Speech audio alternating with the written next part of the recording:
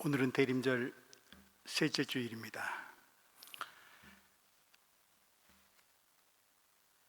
우린 지난 대림절 2주간 동안 그리스도인들은 누구를 기다리고 있는지, 기다림의 그 내용과 의미는 무엇인지, 기다림의 시간을 무엇으로 채워야 할지,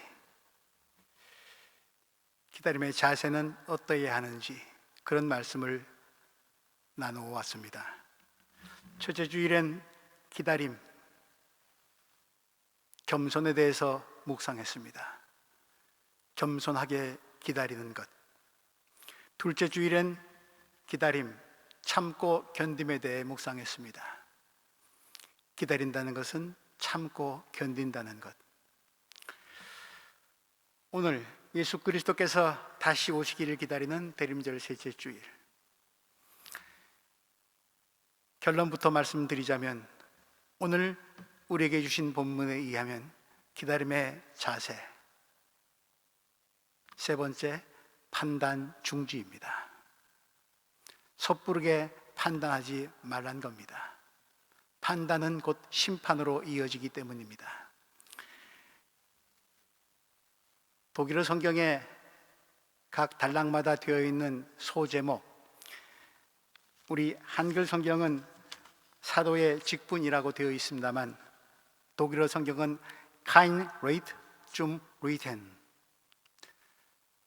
판단할 권리가 없다라는 뜻이죠. 누구도 누구를, 무엇을 판단하거나 심판할 권리가 없다. 오직 그 권리는 하나님께만 있다, 그런 뜻인데, 독일어 소제목이 이 단락의 본래적 의미를 더 잘 드러내주고 있다고 생각을 합니다. 오늘 본문은 사도 바울이 고린도 교회에 보낸 편지의 일부분입니다. 저는 지난 주 중에 제독 한인교회 협의회 목회자들을 터키에서 만나서 함께 총회 회무 처리를 하였고, 또 요한계시록에 나타난 7교회 중에서 일부이긴 하지만 다행스럽게도 시간이 허락하는 한 분주히 좀 다니면서 4개 교회의 유적지를 순례할 수 있는 좋은 기회를 얻을 수 있었습니다. 한때 유명했지만, 참 크게 부흥했지만 이제는 잔해만 남은 역사의 현장, 이제는 무슬림에 의해서 지배되어져 있고 기독교 정신이 그곳에 더 이상 확산되지 못하고 있는 그런 현장을 보고 확인하면서 나름대로 느낀 바가 많았습니다만, 그 이야기는 나중에 기회가 되면 따로 말씀드리기로 하겠습니다. 종합해서 말씀을 드린다면, 그 화려했던 건물들, 부흥했던 시기가 무너지고 끊어진 요인은 정치, 사회, 경제적인 외부적 요소도 물론 있었습니다만, 그에 못지않게 그런 외부적 영향력에 흔들리고 있는 교회 공동체 내부의 분열 때문이었습니다. 그것이 결정적으로 교회의 기둥에 금이 가게 했고 무너지게 했습니다.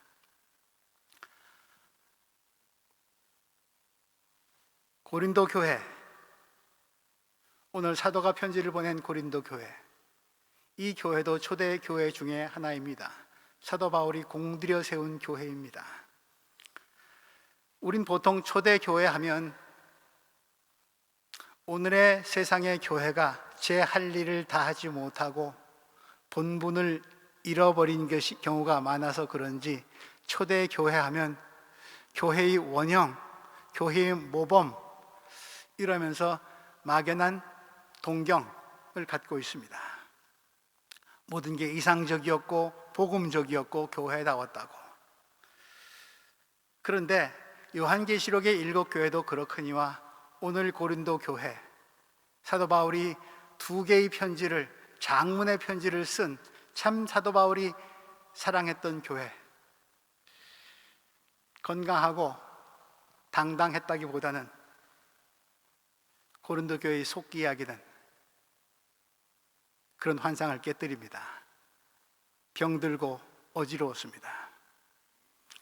그래서 오히려 고린도 교회에 보낸 사도의 편지는 오늘 우리가 사는 이 땅의 교회 안에 모인 우리들, 죄의 힘에 눌려서 신음하고 아파하고 힘들어하는 사람들, 그때도 그런 교회 공동체였구나. 2000년 전에 대단한 믿음의 사도가 세운 교회도 역시 그 안에는 골칫거리가 있었고 소가리를 하고 있었구나. 그런 위로도 받으면서, 그러나 그런 교회를 사도들은 어떻게 섬겼고 교회 공동체의 사람들은 그 말씀을 또 어떻게 받아들이면서 살 길을 찾아 나갔는가, 그런 교훈을 얻게 됩니다. 사도가 전해준 복음을 듣고 고린도 교회 안에 있는 사람들 자신을 돌아보고 변화의 기류를 타게 됩니다. 새로움의 창문을 열게 됩니다.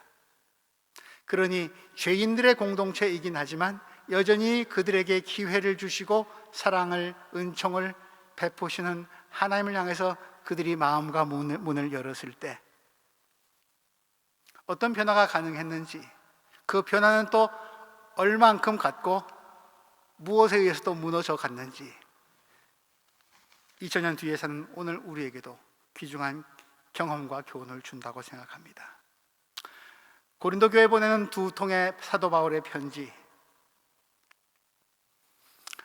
흔히 고린도 교회에 보낸 두 번째 편지를 눈물의 편지라고도 하는데, 사랑과 눈물로 섬겼던 한 목회자의 구구절절한 사랑의 이야기, 눈물의 이야기가 흐르고 있습니다. 우리는 그 목회자 이야기를 오늘 듣습니다. 그 목회자의 이름은 바울입니다. 바울의 편지를 읽으면서 2000년 세월이 지났지만 우리는 여전히 우리 안에 도사리고 있는 죄의 모습을 봅니다. 물론 사도는 그 죄를 정확하게 집어내고 들춰냅니다. 꾸짖습니다. 매섭습니다. 하지만 사도의 편지는 그런 정죄와 심판, 윤리적, 도덕적 차원을 넘어섭니다. 죄가 많은 곳에 은혜 또한 넘쳤다고 하는 사도 바울의 고백과 우리의 고백처럼 죄인들 가운데 역사하시는 하나님의 변하지 않고 한결같은 은혜의 손길을 느낍니다. 준엄한 경고도 있지만, 교회 공동체를 향한 따끔한 충고도 있지만, 그러나 동시에 그 유명한 사랑장 고린도전서 13장이죠. 그 사랑이 녹아있는 편지가 고린도 교회에 보낸 편지이기도 합니다. 채찍보다 더 뜨거운 사랑의 이야기, 그런 마음으로 고린도 교회에 보낸 편지를 읽었으면 좋겠습니다. 고린도에 있는 교회, 바울이 약 주후 50년경에 설립했습니다. 한 1년 반 정도 목회를 하다가 바울은 교회를 떠납니다. 또 복음을 전하러 가야 할 길이 바쁘고 먼 것이죠. 바울의 후임자는 아볼로입니다. 그에 의해서, 후임자 아볼로에 의해서 교회는 계속 성장합니다. 이때 문제가 발생합니다. 설립자와 후임자의 비교가 시작됩니다.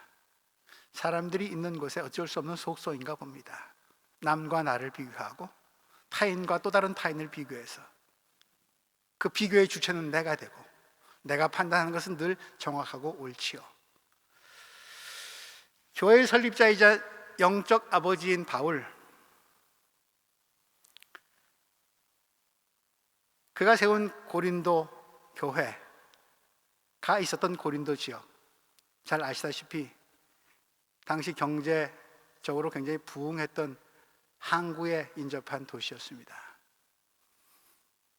여러 가지 문화가 참 많이 있었고요, 살기 참 좋은 곳이었습니다. 풍요, 유흥, 환락, 이런 것들이 넘치던 곳이었습니다. 거기에 복음의 정신으로 교회를 세웠습니다. 심겨지기가 어려웠습니다. 씨앗 뿌려도 뿌리가 내리기가 참으로 힘들었던 지역이기도 합니다. 교회 문화와 세상의 문화가 이질적이어서 너무 충돌되는 게 많아서 그랬겠죠. 겨우 뿌리를 좀 내릴까 싶은데 여전히 교회 안에는 세상적 잣대와 그런 의식을 가진 사람들이 많이 남아 있었습니다. 그럼에도 불구하고 바울이 있는 동안 그들은 세상의 소리에 홀깃했다가도 사도의 권면과 위로와 사도를 통해서 들려오는 주님의 말씀으로 인해서 다시 자세를 바로 갖출 수 있었습니다. 그렇게 하려다 보니까 바울의 말씀은 부드럽고 온화하지가 못했습니다. 딱딱했습니다. 바울이 성격 자체도 그렇게 매력적이고 친근하고 다정다감하고 그런 성격은 또 아니었다고도 전해집니다. 그의 성격 탓이었을까요? 교회가 세워진 환경 탓이었을까요? 복음을 굉장히 무겁게 전했습니다. 비장하게 전했습니다. 그의 말씀 또한 굉장히 신학적 깊이가 있는 말씀들이어서 그냥 건성으로 듣기에는 너무 어려웠습니다. 이해하기 쉬운 말씀들이 아니었습니다. 교인들이 그냥 편안한 자세로 듣기에는 그렇게 받아들이기에는 너무 딱딱한 음식이었는지도 모릅니다. 오늘 고린도 교회 보낸 편지 2장 첫 절 말씀, 여러분들 받으신 주보 오른쪽 면에도 기록되어 있습니다만, 형제 자매 여러분, 내가 여러분에게로 가서 하나님의 비밀을 전할 때 훌륭한 말이나 지혜로 하지 않았습니다. 웅변 바울 사도의 글솜씨는 대단합니다. 근데 말하기 능력은, 글로 쓰는 건 굉장히 강하고 힘이 치밀한데 말은 좀 어눌했던 것 같습니다. 뭐 그런 속뜻이 좀 담겨 있나요? 하나님의 비밀을 전할 때 훌륭한 말이나 지혜로 하지 않았습니다. 나는 여러분 가운데서 예수 그리스도 곧 십자가에 달리신 그분 밖에는 아무것도 알지 않기로 작정했습니다. 지식이 너무 넘쳐났던 사람입니다. 근데 그 모든 지식을 그리스도를 위하지 않는 것이라면 다 오물처럼 버렸던 사람입니다. 내가 여러분과 함께 있을 때 나는 약했고 두려워했고 무척 떨었습니다. 내가 이 복음을 전할 만한 사람입니까? 난 죄인 중에 괴수인데 내게 어떻게 이런 일을 맡겨주십니까? 약하고 두렵고 떨 수밖에 없었겠죠. 저분이 주시는 능력 아니면 전할 수가 없었던, 잠시도 강단에 설 수 없었던 바울이었습니다. 나의 말과 나의 설교는 지혜에서 나온 그럴듯한 말로 한 게 아니라 성령의 능력이 나타낸 증거로 한 것입니다. 그것은 여러분의 믿음이 사람의 지혜에 바탕 두지 않고 하나님의 능력에 따라 능력의 바탕을 두게 하려는 것이었습니다.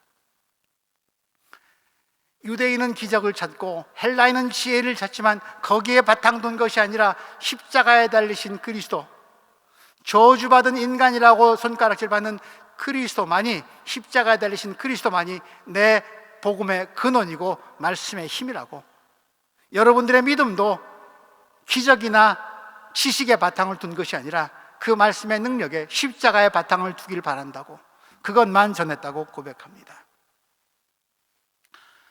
그런데 후임자 아볼로, 바울과 외모나 성격, 기질면에서 아주 많이 다릅니다. 아볼로는 당시 사회의 스타였다고 합니다.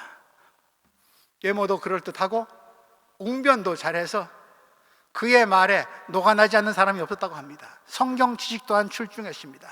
아볼로가 거짓과 거짓을 전하고 사이비 선교사였다는 말씀이 아닙니다. 말씀을 전하는데 말씀 전하는 스틸이, 아트가 달랐던 얘기입니다. 사람들의 인기가 많아지기 시작했습니다. 그러면서 교회 안에 이상한 기운이 싹트기 시작합니다. 바울은 우리가 알다시피 그의 병이 구체적으로 무엇인지는 모르지만 늘 병약했습니다.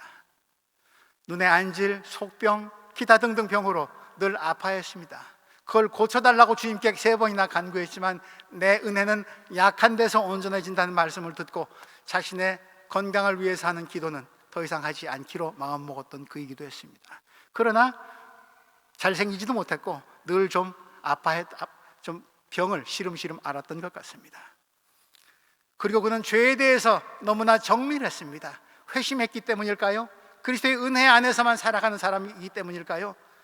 죄에 대해서 너무 정밀하게 지적하고 들춰내고 또 심판하고, 물론 다른 사람이 복음의 길로, 영원한 생명의 길로 들어서게 하기 위한 바울의 친절한 안내이긴 했지만 늘 그의 말씀은 냉철하고 교인들에게 따뜻하게 다가오기보다는 좀 무서운 아버지 같아 보였던 것 같습니다.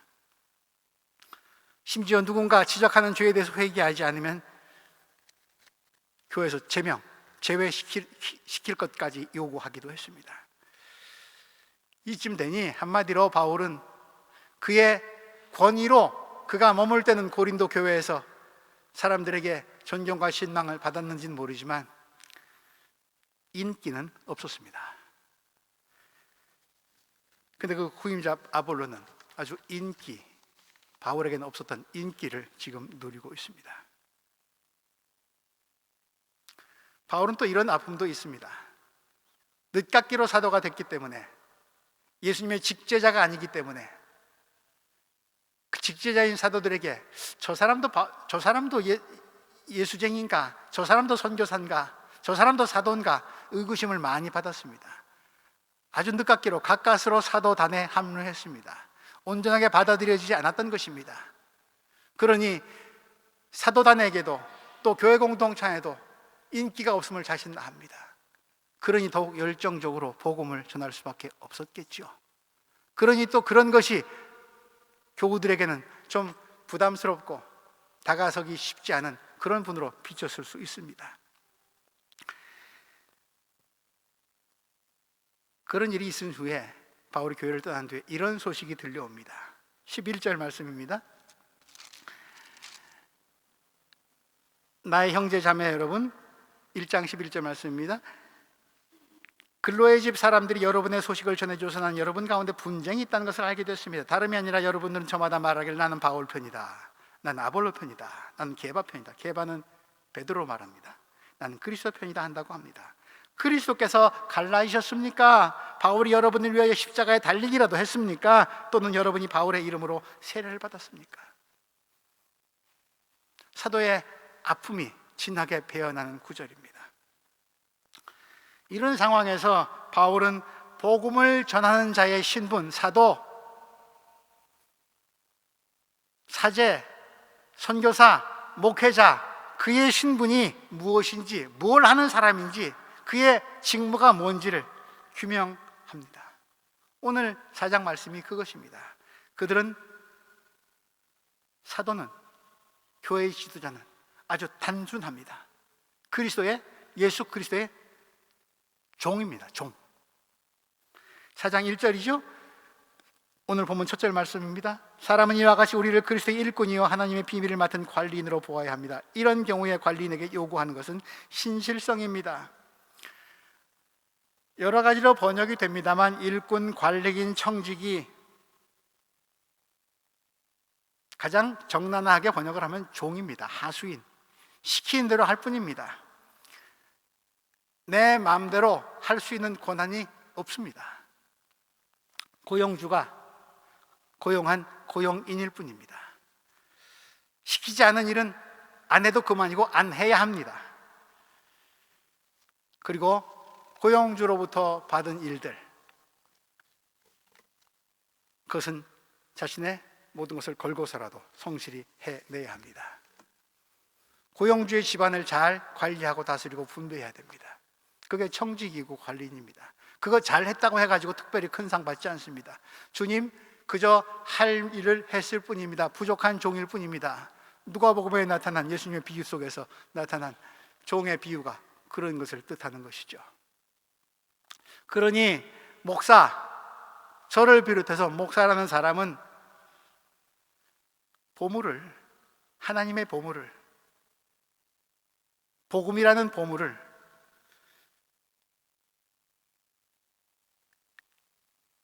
하나님 보내신 백성들에게 그저 나누어 주고 그 복음의 길을 잘 헤아려 갈 수 있도록 예수님을 도와서 조력자로서 그 길에 협력하여 섬기는 조수입니다. 조수. 운전대는 주님이 잡고 있습니다.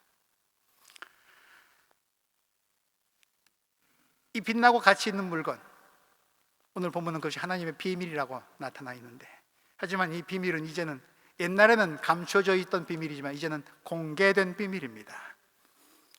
예수 그리스도께서 오셨고, 하나님이 우리를 사랑하셔서 그분을 보내주셨고, 우리를 사랑하시기 위해서 십자가에 달려 돌아가셨고, 그분을 통해서 십자가의 공로로, 보혈로 우리는 구원을 받는다. 그게 하나님이 예비하신 세상을 위한 하나님의 구원 계획이었고 비밀이었습니다. 이제는 드러났습니다.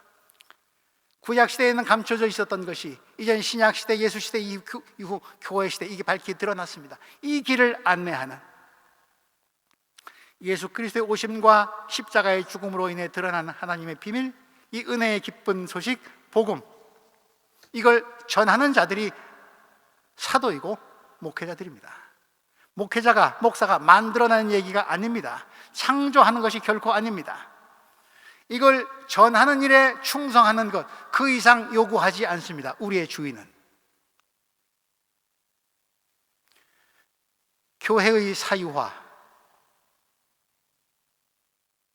말씀을 자기 입맛에 맞게 변조시키는 것, 절대 금기란 말이죠. 그러니 바울이 이런 말을 하지요. 고린도교에 보낸 편지 3장 4절, 어떤 사람은 난 바울 편이다 하고 또 다른 사람은 아볼로 편이다 한다니, 여러분이 이건 아직도 정신 못 차린다는 얘기가 아니고 무엇이겠습니까? 그렇다면 아볼로는 뭐고 바울은 뭡니까? 나는 여러분을 믿게 한 일꾼이며 종이며 주님께서 우리에게 각각 맡겨오신 이 일대로 했을 뿐입니다. 자랑할 것이 없고 편가르게 할 이유가 없습니다. 나는 심고 아볼로는 물 주었습니다. 그러나 하나님께서 자라게 하셨습니다. 그러므로 심는 사람이나 물 주는 사람은 아무것도 아니요 자라게 하시는 분은 하나님이십니다. 내 역할에 충실했을 뿐입니다. 심었다고 해서 자라는 것이 아니죠. 생명의 비밀은 그 씨앗 속에 있고 흙 속에 담겨 있고 바람과 햇빛과 빛 속에 담겨 있습니다. 그것을 주시는 분은 하나님이시죠. 자라게 하시는 분은 하나님이십니다. 어느 분야의 직업에 있어서나 마찬가지겠지만 목회자들 평가에 굉장히 민감합니다. 인기가 있으면 어깨가 좀 올라갑니다. 인정받으면 괜히 자기가 잘난 것 같습니다. 늘 그래서 어떻게 평가받고 있나가 초미의 관심사이기도 하죠. 그런데 오늘 바울의 얘기는 저 같은 목회자들을 부끄럽게 하고 깨어나게 합니다. 공동체 안에서의 평가, 아볼로보다 인기가 없어요. 또 그것이 교회를 지금 균열시키고 있고 갈라지게 하고 있어요. 바울이 세상의 평가에, 공동체의 평가에 대해서 상당히 담담합니다. 아니 심지어 평온하기까지 합니다. 저는 이런 바울의 담담함과 평온이 부럽습니다.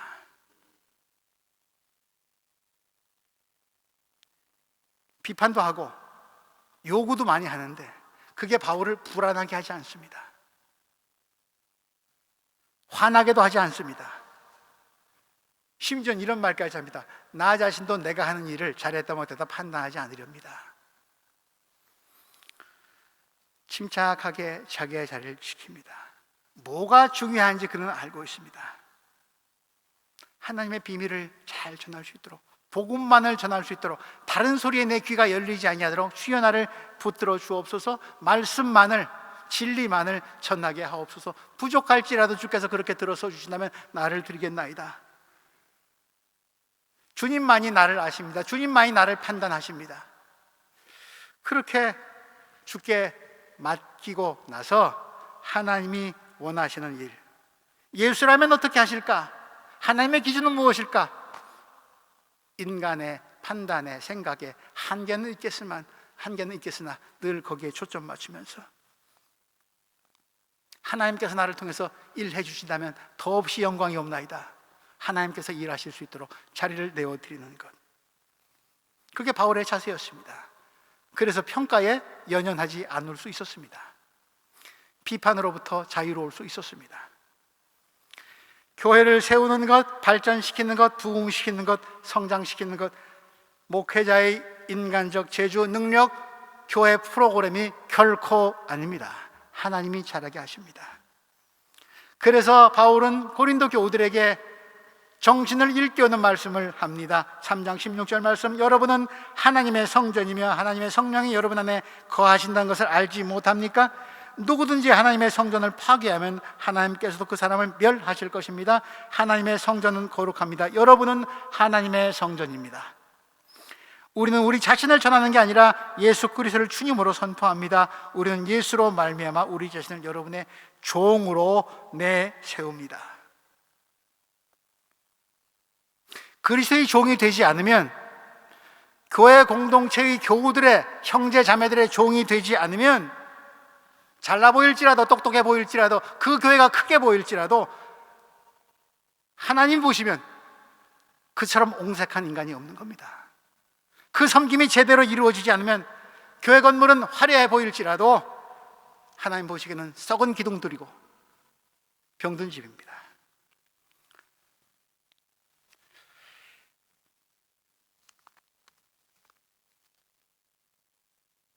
하나님 나라의 비밀, 복음만을 선포하지 않으면 그 자리에 자기 영광을 추구하는 탐욕이 들어서게 되고 자기 이익을 추구하는 재물이 들어서게 됩니다. 그럼 교회는 망합니다. 저는 한때 세계가 놀라는 부흥을 이루었던 한국교회가 이 길을 걸어가고 있지 않는가.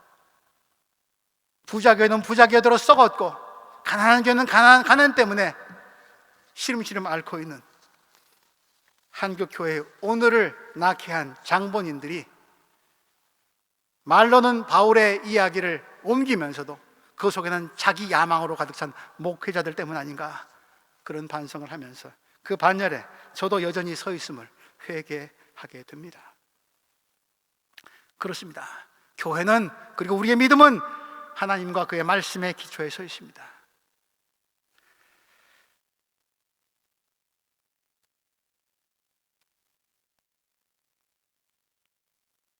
감사한 일인지 이해 못할 일인지는 모르겠습니다만, 이렇게 부족한 목사들에게, 한계가 많은, 잠시만 들춰내면 가라지만도 못하고 티끌만도 못한 인간들에게 하나님은 그 말씀을, 교회가 기초해 있는 그 말씀을 맡겨주셨습니다. 전하라고.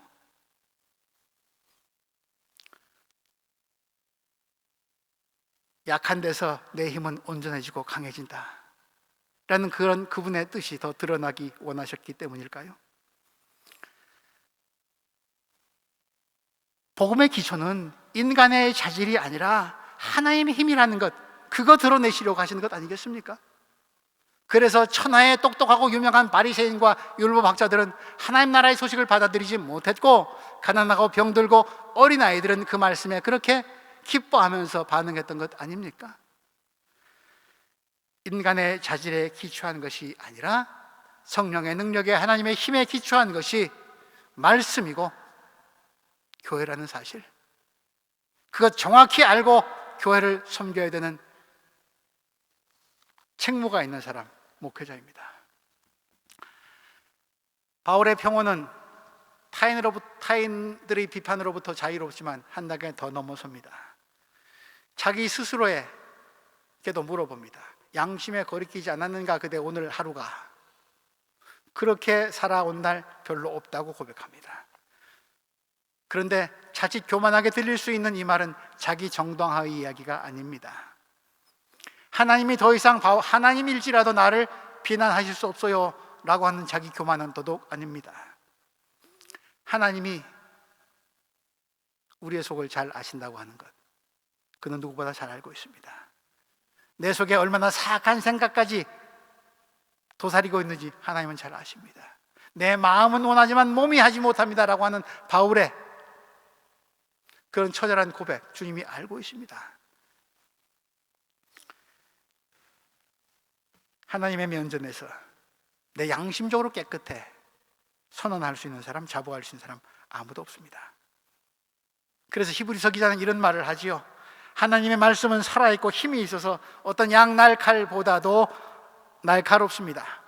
그래서 사람 속을 꿰뚫고 혼과 영을 갈라내고 관절과 골수를 갈라놓기까지 하며 마음에 품은 생각과 의도를 밝혀냅니다. 히브리서 4장 12절 말씀입니다. 하나님의 말씀이 침투하면 혼과 영을, 관절과 골수를 다 짜게서 우리 속에 있는 것들이 무엇인지 드러내준다고 얘기합니다. 그게 마지막 날 심판 때입니다. 우리가 오시기를 기다리는 주님이 오셔서 하시는 일입니다. 다 들춰내실 겁니다. 관절과 골수, 혼과 영까지. 그러니 우리 주님 오시기를 기다리고 있는 우리, 평화를 찾기까지 있는 힘을 다하면서 주님을 기다리는 우리 교회 공동체, 베를린 기독교 한교회 식구 여러분들, 우리가 가장 많이 흔들릴 때는 남이 나에게 뭐라고 평가할 때입니다. 나는 그런 뜻으로 한 게 아닌데, 내 속은 그게 아닌데 들려옵니다. 선이 곡해되고 내 뜻이 오해됩니다. 너무 힘듭니다. 우리가 타인의 판단과 타인의 정죄와 타인의 심판 때문에 겪은 고초 많지 않습니까? 이념도 그런 것 아닙니까? 남과 북을 누가 무엇 때문에 가르고 있습니까?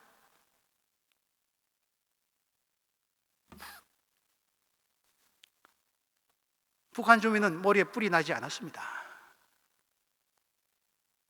남한 주민들은 돈에 미친 망둥이들이 아닙니다.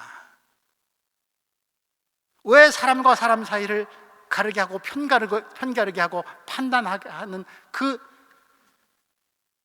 정죄하는 자의 정체가 무엇입니까? 그게 악의 유혹입니다. 그 악의 유혹에 견뎌내라고, 거기 연연하지 말라고, 거기 휩쓸리지 말라고, 평정을 찾으라고. 지나친 속단도 금물이고, 지나친 낙심도 금물이고, 절망도 금물이고,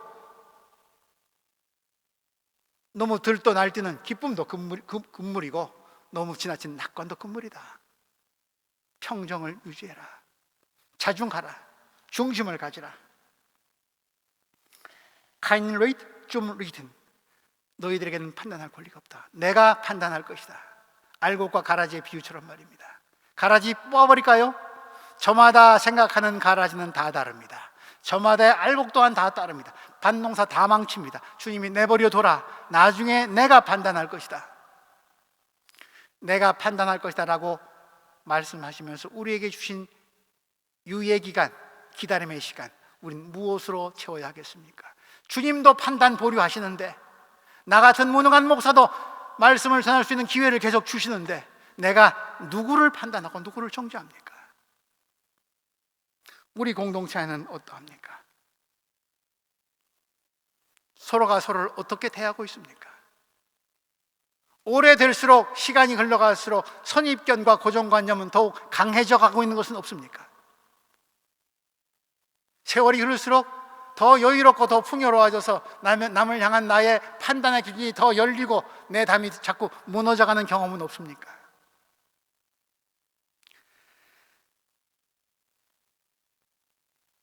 서로의 입장을 헤아리면서 타인의 입장에 서보는 그런 대림절, 판단을 잠시 중지하는, 어찌 판단 안 하고 살겠습니까만 선과 악을 분별하고 세상의 풍조에 휩쓸리지 아니하고 하나님의 길을 좇으려는 분별력은 분명해야죠. 그러나 선과 악으로 정죄하고 심판하는 일은 하지 말라고 말씀하십니다. 남의 자리에 서서 그 입장에 서서 헤아려 보면서 우리 주님이 우리 공동체를 향한 기다림의 시간이 무엇을 의미하는지, 세상을 향한 그분의 희생이 무엇을 뜻하는지 알아가는 시간 되었으면 좋겠습니다.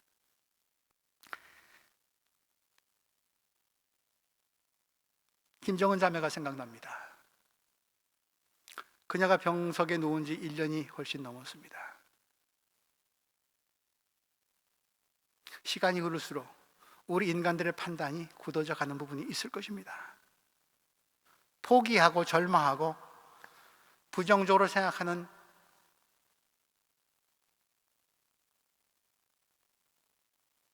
그런 판단 기준이 있겠죠. 의사들의 판단과 교회 공동체 형제 자매들의 판단 기준이 달랐으면 좋겠습니다. 병상에 들어누워서 그녀가 우리가 알아듣지 못한 다른 언어로, 다른 소리로 하나님께 무엇을 간구하고 있을지 하나님은 아십니다. 그리고 우리 마지막 날 다 벌거벗고 설 것입니다. 형제가 자매가 아파할 때 우린 어떤 기준으로 그를 대하고 살아왔는지, 하나님 포기하지 아니하시는 한 우리 또한 희망의 끈을 놓지 맙시다. 우리 할 수 있는 기도뿐이겠죠. 많은 주의 뜻을 물으면서 우리 공동체 안에 다시 믿음의 생활을 기쁨으로 함께 하기를 원하는 공동체 식구가 비단 김정은 자매뿐이겠습니까? 냉담해진 교우 없습니까? 시험에 걸려 넘어진 교우 없습니까?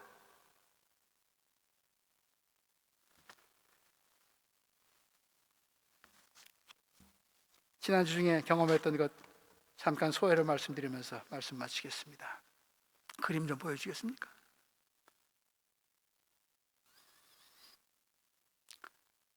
여기는 유적지이긴 한데 교회 유적지는 아니고 에베소에서 가까운 밀레도 사도행전 20장에 보면 바울이 굉장히 열심히 있게 섬겼던 에베소 교회에서 멀지 않은 곳입니다. 3년여를 에베소 교회를 섬겼고 떠나면서 장로들과 이별했던 곳입니다. 화려했던 여러 가지 건물들의 잔해가, 그래서 옛 모습이 얼마나 장대했을까가 금방 생각나는 곳이기도 한데, 앞에 모습 지금은 저렇게 폐허만 남았습니다. 잡초만 무성하게 자라고 있습니다. 저런 유적지도 볼 것은 없지만 볼 게 참 많았습니다. 눈에 보이지 않는 것이 더 많이 보이더군요. 한때는 복음이 참 왕성하게 퍼져나갔던 곳, 이제는 무슬림의 문화로 가득 찬 곳, 복음의 진원지였는데 이제는 복음에서 가장 멀어져 간 땅이 되어버린 것. 왜 그럴까?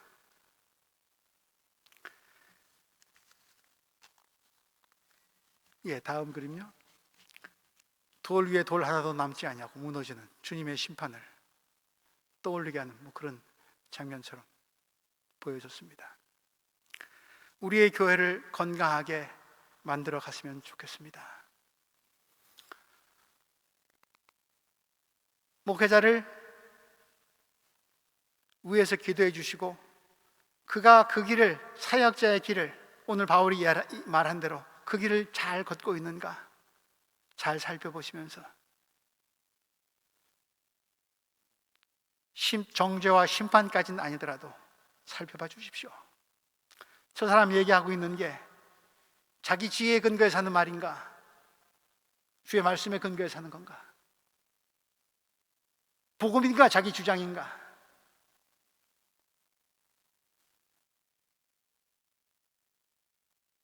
저 사람이 지고 있는 십자가가 보이는가, 편안하고 따뜻한 것만 찾는가. 십자가가 잘 보이지 않거들랑 제 논리에만 충실하거들랑 꾸짖어 주십시오. 그런 욕은 빨리 먹어야 좋습니다. 우리 교회 안에 복음이 인간의 잔재주가 아니라 하나님의 말씀만이 살아있기를 바랍니다. 그래서 주님 오시는 그날까지 세상을 살리는 구원의 방주 역할을 할 수 있기를 바랍니다.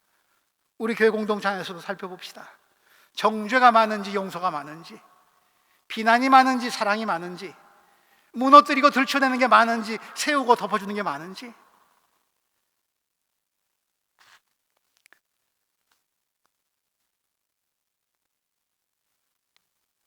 세상의 삶의 방식과 힘 있는 자들이 갖춰가는 방식과 다른 것들이 우리 교회 안에 통하기를 바랍니다.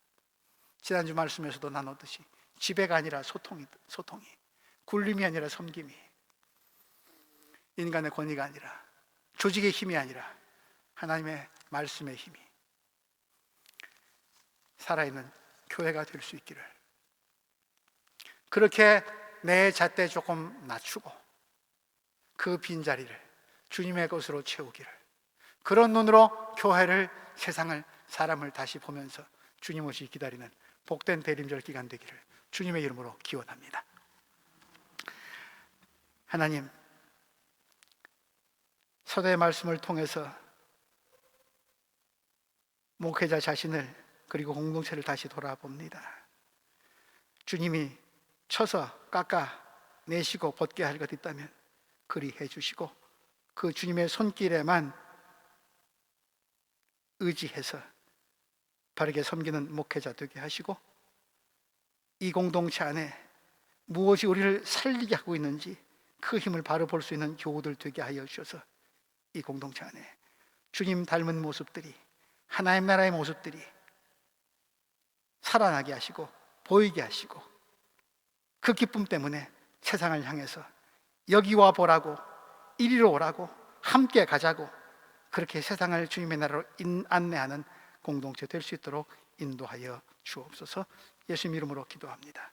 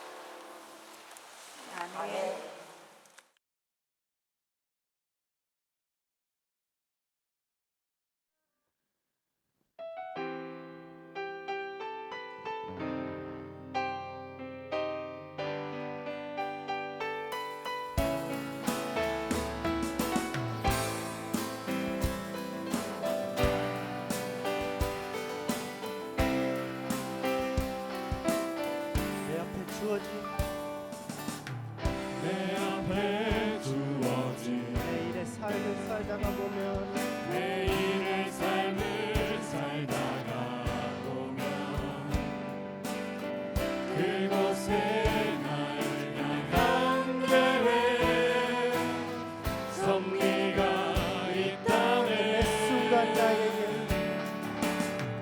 매 순간 나에게 요구하시는 작은 믿음들, 요구하시는 작은 믿음들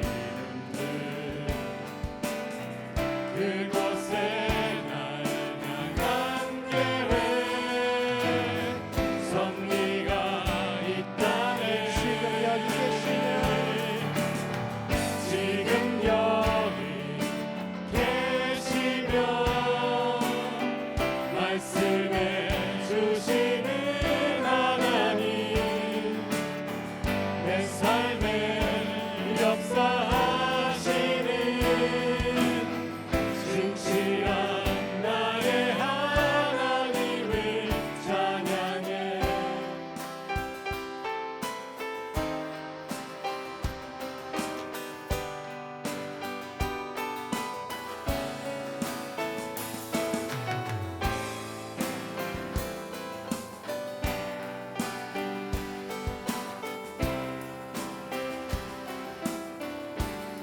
내 앞에 주어진 내 앞에 주어진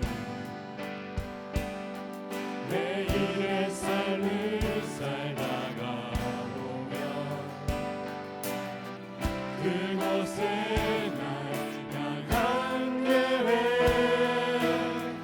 섭리가 있다네. 매 순간 나에게 매 순간 나에게 요구하시는 작은 믿음들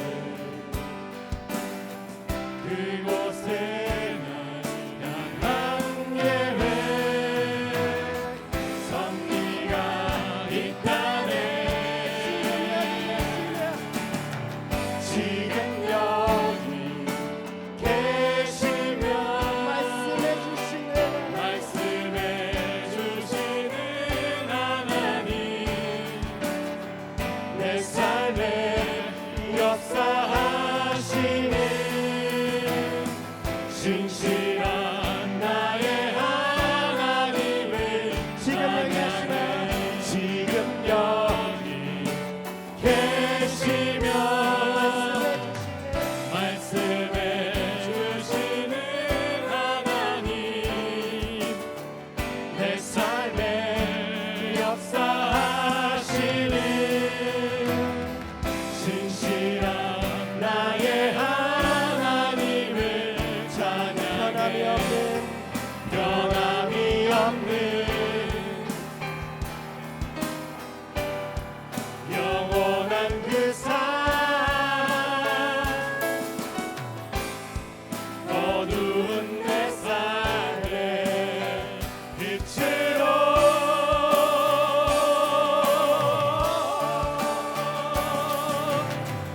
지금 여기 계시며 말씀해 주시는 하나님 삶의 역사하시는 내 삶에 역사하시는 신실한 나의 하나님을 찬양해. 지금 여기 계시며 말씀해 주시는 하나님 내 삶에 역사하시는 진실한 나의 하나님을 찬양해. 지금 여기 계시며 말씀해 주시는 하나님 내 삶에 역사하시는 진실한 나의 하나님을 찬양해.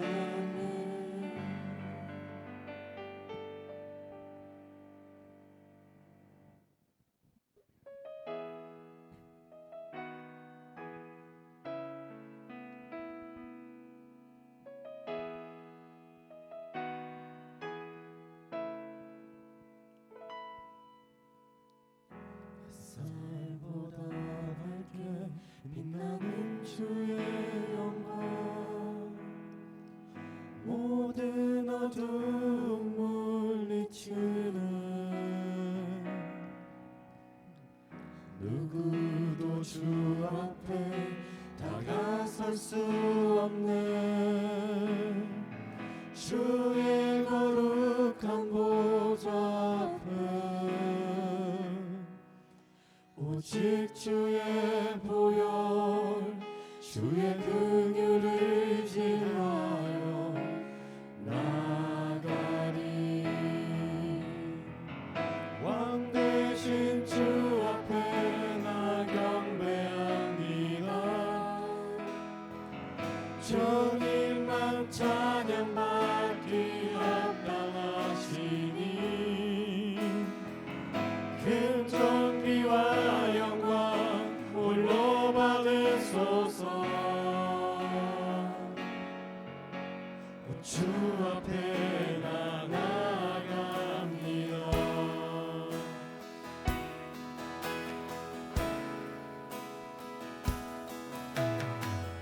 햇살보다 밝게 빛나는 주의 영광 모든 어두운 물리치네. 누구도 주 앞에 다가설 수 없네. 주의 거룩한 보좌 앞에 오직 주의 보혈 주의 긍휼을 의지하여 나가리. 왕 되신 주 앞에 왕 되신 주 앞에 나 경배합니다. 주님만 찬양받기 합당하시니 큰 존귀와 영광 홀로 받으소서. 주 앞에 나 처음부터 나아갑니다. 고백드립시다. 햇살보다 밝게 빛나는 햇살보다 밝게 빛나는 주의 영광 모든 어두움 물리치네. 누구도 주 앞에 다가설 수 없네. 주의 거룩한 보좌 앞에 오직 주의 보혈 주의 긍휼을 의지하여 나가리. 왕 되신 주 앞에 왕 되신 주 앞에 나 경배합니다. 찬양받기 합당하시니 주님만 찬양받기 합당하시니 큰 존귀와 영광 홀로 받으소서. 주 앞에 나 왕 되신 주 앞에 왕 되신 주 앞에 나 경배합니다. 주님만 찬양받기 합당하시니 큰 존귀와 영광 홀로 받으소서. 주 앞에 나